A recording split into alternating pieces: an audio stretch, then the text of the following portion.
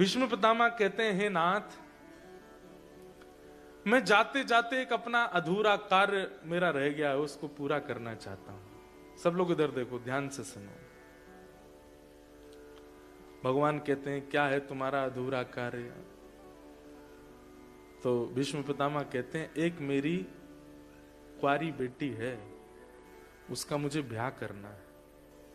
और पिता बिना बच्चों को सेटल किए अगर चला जाए तो वो पिता बड़ा, उसकी आत्मा बड़ी दुख पाती है कि मैं अपने बच्चों को भी सुखद करके नहीं गया।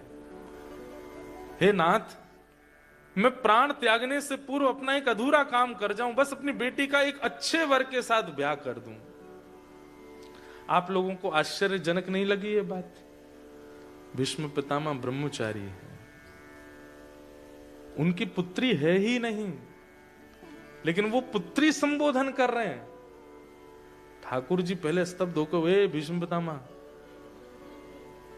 तुम्हारे ब्रह्मचर्यत्व की दाग देते हैं सब लोग, और ये कहीं और तुम्हारा चल रहा था क्या?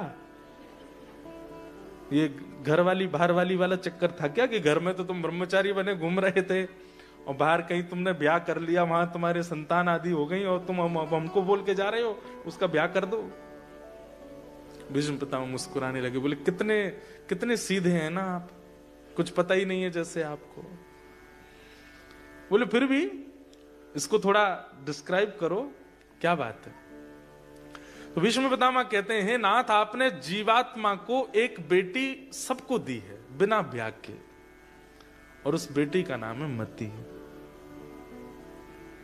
ये मति हमारी बेटी है, ये जो कहती है हम वही करते हैं। बेटी कौन? जो पिता को अपने वश में रखे। मुझे ये पहनना है तो पिता की थोड़ी प्यारी होती है, पिता के, अच्छा ले पहन ले, मुझे यहां जाना है, ले चली जा, मुझे ऑस्ट्रेलिया में पढ़ना है, ले पढ़ ले तू। अभी मैं जब आया ना यहाँ पे जिस फ्लाइट में इंडिया से, तो उसमें एक बेटी आई अपने पिता के साथ। अब उसका एक्सेंट ऐसा था, मुझे लगा वो ऑस्ट्रेलिया की होगी। बात कर रही थी, आप फेमस है ना, मुझे आपके संग फोटो खिंचानी में, लोग खिंचा। तो एक्सेंट देख करके तो लग रहा था कि वो यहीं की होगी। तो फिर मैंने पूछा, आप यहीं रहते हो? नहीं नहीं, मैं पढ़ने आई हूं, पहली बार ही आई हूं। मैंने, वाह, पिताजी महाराज संग में थे।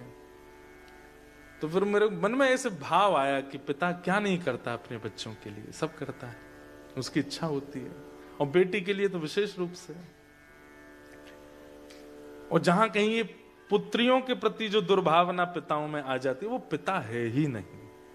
उनको पिता का मतलब रक्षक होता है, वो राक्षस है उनके प्रति। तो ऐसे तो फिर वो हिरण्यकश्यप वाली कैटेगरी के भी तो आ जाते हैं कहीं कहीं पे, जो प्रहलाद जी को ही मारने तुले रहते थे।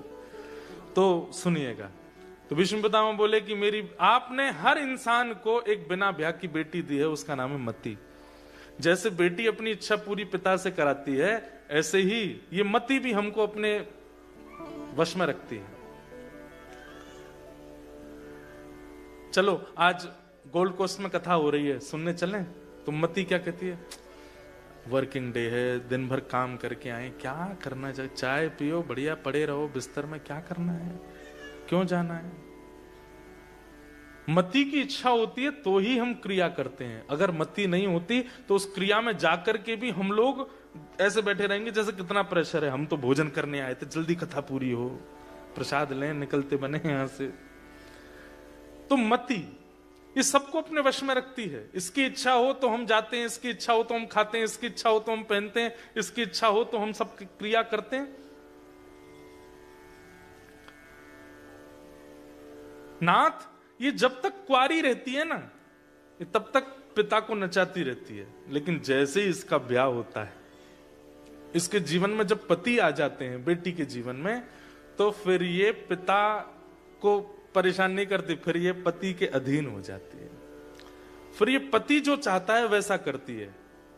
हे नाथ, हम सबकी मति कुंवारी है, और इस कुंवारी मति के एकमात्र पति आप हैं। अगर आप इसका वरण कर लेंगे तो ये आपके अधीन हो जाएगी, और मति अगर आपके अधीन हो गई तो हमारा जीवन सफल हो जाएगा नाथ। इसलिए मेरा ये अधूरा काम मृत्यु से पहले पूरा कर दीजिए। समझ में आई बात की? यूं ही टप टप बजा दी ताली, आई ना?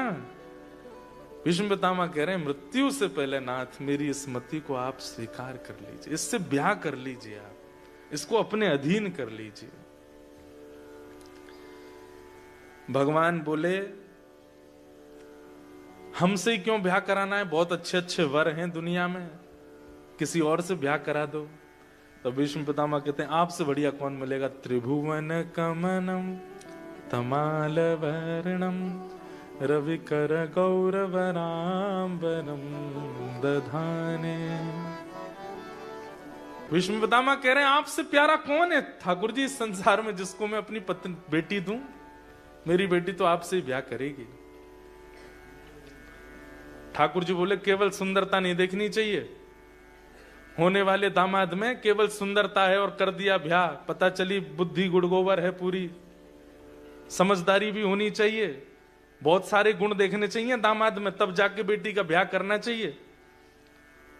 सौंदर्य देख करके ब्याह नहीं, शौर्य भी होना चाहिए। अरे कल को जीवन में अप डाउन आएगा तो बेटी की रक्षा करने वाला हो ना, ऐसा थोड़ी हो कि ब्याह करा दिया और जीवन में विपरीतता आ गई तो बेटी के पीछे छुपा है, तुम बचाओ मुझे तो मैं क्या करूं अब, ऐसा थोड़ी होना चाहिए, शौर्यवान होना चाहिए।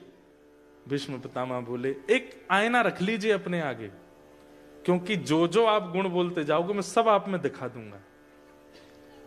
ठाकुर जी बोले शौर्य कहां है हम में, अरे राजाओं के डर के मारे बीच नदी बीच समुद्र में नगरी बना करके रहते हैं हम तो द्वारिका में। लोग बाग ये कहते थे जब ठाकुर जी थे पृथ्वी पे कि राजाओं के डर के मारे समुद्र के बीच में नगरी बना के रहता है कृष्ण, इसको डर लगता है राजाओं से। भीष्म पितामह बोले आप जैसा शौर्य किसका होगा, बोले क्यों, युधितुर गर्जो विधुम्न विश्व क्वच लुलित श्रम वार्य लंकृताश्य मम निशित शरीर विविद्यमान त्वचि विलसत कवचेस्तु कृष्ण आत्मा। आप जैसा शौर्य किसका हो सकता है नाथ, क्यों, बोले अर्जुन को एक बाण स्पर्श नहीं कर पाया महाभारत युद्ध में, क्यों, क्योंकि आप उसके रक्षक थे, आप उसके सामने सारथी बनकर के बैठे थे, जबकि अर्जुन सबका केंद्र बिंदु था, लेकिन उस अर्जुन को एक बाण स्पर्श नहीं कर पाया। इसमें अर्जुन का शौर्य नहीं है, आपका शौर्य है।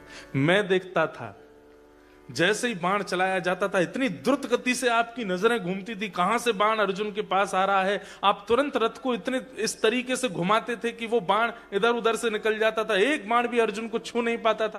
लेकिन मैं आज कहता हूं अर्जुन तेरी रक्षा इसलिए हुई क्योंकि द्वारिकाधीश तेरे सारथी हैं।